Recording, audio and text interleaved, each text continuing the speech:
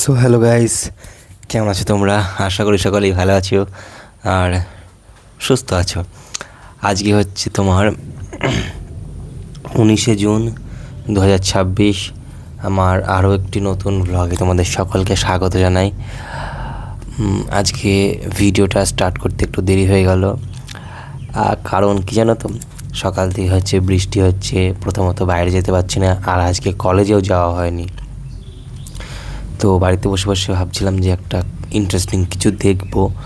তা হঠাৎ করে আমার একটা বন্ধু আমাকে সাজেস্ট করলো যে Oppenheimer, sir Robert Oppenheimer, the father of atomic bomb, ওনার বায়োগ্রাফিটা দেখ, সেই মুভিটা দেখ, খুব ভালো লাগবে। তা আমি রিসেন্টলি জাস্ট মিনিট 5 কি 10 আগে মুভিটা দেখে শেষ করলাম। অ্যান্ড ক্রিস্টোফার নোলানের এই মুভিটা, ইন্টারস্টেলার তো আগেই দেখেছিলাম, বাট ওপেনহাইমার আমার পুরো মাথার উপর দিয়ে গেলো ভাই। কখন কোন সিনটা অ্যাডজাস্ট হচ্ছে, কোনটার সঙ্গে কোনটা কানেক্ট হচ্ছে, এখন মুভি শেষ হওয়ার পরে কি আমি মাথায় সাজাচ্ছি, জাস্ট আনবিলিভেবল। সত্যি মুভিটা খুবই একটা বায়োগ্রাফি যে এত মিস্ট্রিয়াস হতে পারে, এত ইন্টারেস্টিং হতে পারে, এত কনফিউজিং হতে পারে, I can't believe it guys. তো বসে বসে মুভিটা থেকে এখনই শেষ করলাম, খুবই ভালো লাগলো। 3 ঘন্টার মুভি ছিল, আর মুভি শেষ করতে করতে কি 1:10 বেজে গেছে ভাই। আমি দেখলাম যে আমার তো আজকের ভিডিওটা শুরু করা হয়নি, তো তোমাদের সঙ্গে আজকের ব্লগের আমার স্টোরিটা শুরু করে দিলাম। কারণ তোমরা জানো আমি ডেইলি ব্লগ করছি, এটা আমার লাইফের ডেইলি ডায়েরি। আর দেখো আমি কোথায় বসে আছি এখন, দেখতে পাচ্ছ? এখন কিন্তু আমি আমার ঘরে বসে আছি, দেখতে পাচ্ছ পেছনে জানলা আমার, আর বাইরে ঝুমঝুম করে বৃষ্টি হচ্ছে। একটু পরে বাইরেও যাব, বাইরের পরিবেশটাকে তোমাদের দেখাবো। এত সুন্দর লাগছে ভাই, মনে হচ্ছে অ্যামাজনের রেন ফরেস্ট। সো দেখতে পাচ্ছ আমি কিন্তু আমার ঘরে এখন বসে আছি, আর জলের বোতলটা পুরো খালি করে ফেলেছি। সেই 11টা 11:30টার দিকে জলের বোতলটা ভরেছিলাম, সেই থেকে বসে বসে মুভি দেখছি আর জল খাচ্ছি। তো বোতল পুরো খালি হয়ে গেছে, এবার জলের বোতলটা ভরতে হবে। আজকে আমি কলেজে যাইনি, দেখতে পাচ্ছ আমার টাইটা কিন্তু ওইখানে ঝুলছে। আর যেহেতু আজকে কলেজে যাইনি, তো আমার কিছু জিনিস বাকি ছিল, ড্রয়িংস, প্রজেক্টস, তো সেইগুলোকে কমপ্লিট করতে হবে বাড়িতে বসে বসে। এই হচ্ছে আমার ড্রয়িং খাতা, দেখতে পাচ্ছ কলেজের। এটাকে এখন লিখতে হবে, কিছু ড্রয়িংস তোমায় দেখায় আমার ড্রয়িং খাতা। ঠিক আছে, চলো আমার ড্রয়িং খাতাটা খুলি।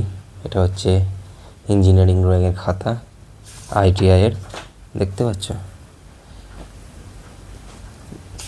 ছবিগুলো কেমন হয়েছে একবার জানাবা।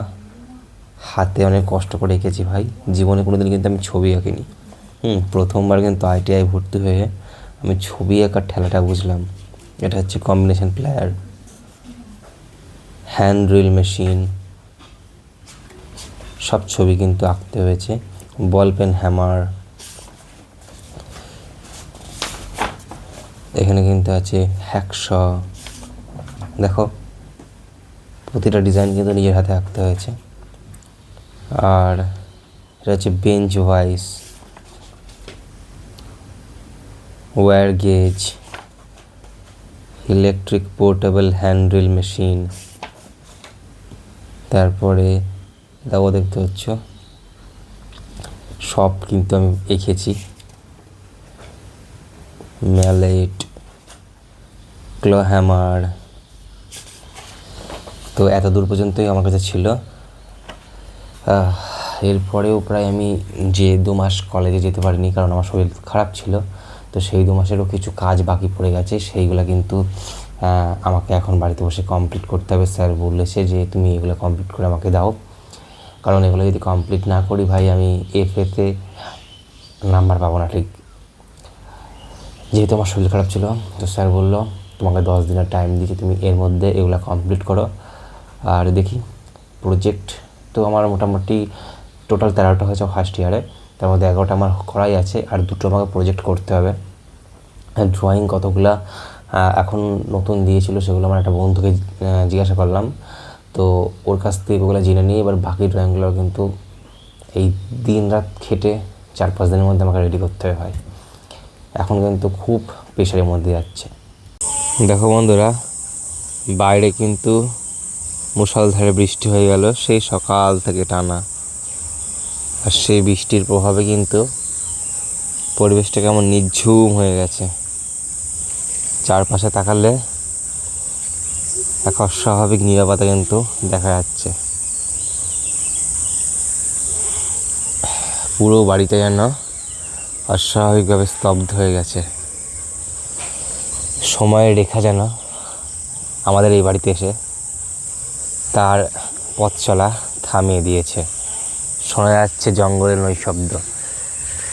তো চলো তোমাদের একবার সেই জঙ্গলের নৈশব্দটাকেই শুনে অভিজ্ঞতা করাই, কেমন হয় সেই জঙ্গলের নৈশব্দ, কেমন হয় জঙ্গলের ভাষা। আমাদের এখানে কিন্তু গরু বাঁধা থাকে, আর আজকে তীব্র বৃষ্টির ফলে দেখো সেই জায়গাটা কেমন জলে ভরে গেছে। এমনকি গরু যে নাদায় সানি খাই সেই নাদাটিও জলে ভরে গেছে। আর আমাদের গরু এখন ওই ওপরে, এই হচ্ছে আমাদের পাশের গোয়াল ঘর, এবং ওই ওপরে ও এখন খাবার খাচ্ছে। ছোট্ট কিন্তু একটি এক শালিক ঘুরে বেড়াচ্ছে আমাদের ঠাকুর ঘরের উঠোনের সামনে।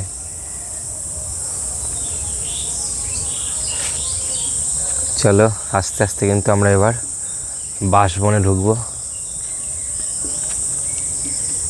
পাতায় কিন্তু এখনো বৃষ্টির জল জমে আছে, আর আমি সেসব গাছের পাতাকে সরিয়ে অর্থাৎ উপেক্ষা করে আস্তে আস্তে আমাদের বাঁশবনে প্রবেশ করলাম।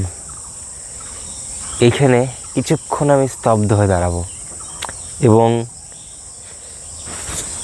আমাদের এই মাইকের দ্বারা তোমাদের এই বাঁশবনের স্তব্ধতার এক অদ্ভুত সঙ্গীতকে শোনাবো। শুধু মনোযোগ দিয়ে শুনবে, সত্যি অসাধারণ ব্যাকগ্রাউন্ড সঙ্গীত।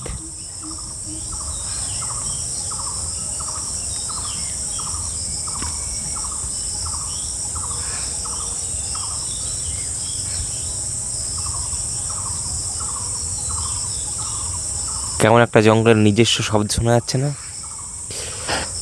অসাধারণ এই শব্দ, যেখানে স্তব্ধতা আছে, আছে অসংখ্য প্রাণীর, কীট পতঙ্গের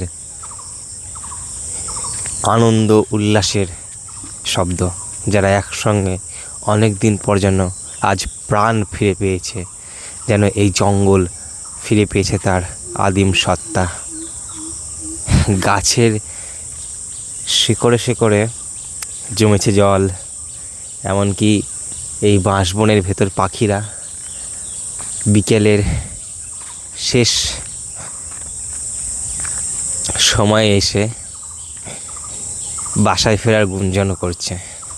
দেখো বাঁশবন কেমন স্তব্ধ এবং গভীর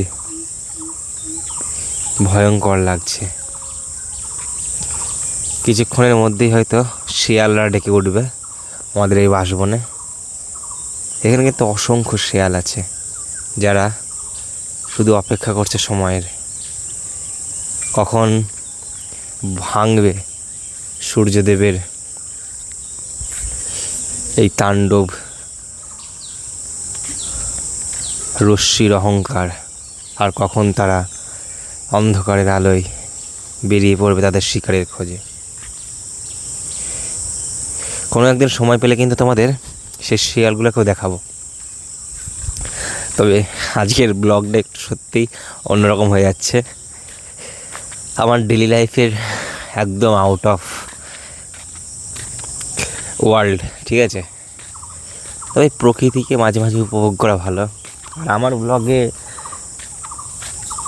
যারা আসো তারা সেই উপভোগ কিন্তু প্রতিনিয়তই পাবে, মাঝে মাঝেই পাবে, কারণ আমি প্রকৃতির মাঝেই ছোট্ট এই বাড়িতে বাস করি, যেখানে কিন্তু প্রকৃতি খুব নিবিড়ভাবে নিজেকে মেলে ধরে। দেখো আমাদের বাঘা কিন্তু চলে এসছে। বাঘা, খাওয়া দাওয়া হয়ে গেছে? এ বাঘা, হাই। দাদুর ভাত ওখানে রেখেছে, ও থাক, ওটা পরে দাদু দেবে। এটা হচ্ছে মাইক, ভিডিও রেকর্ডিংয়ের মাইক। দিদা এখন কাজ করছে, আর আমি এই প্রকৃতির নৈশব্দকে খুঁজে বেড়াচ্ছি বাড়ির আনাচে কানাচে। অসাধারণ।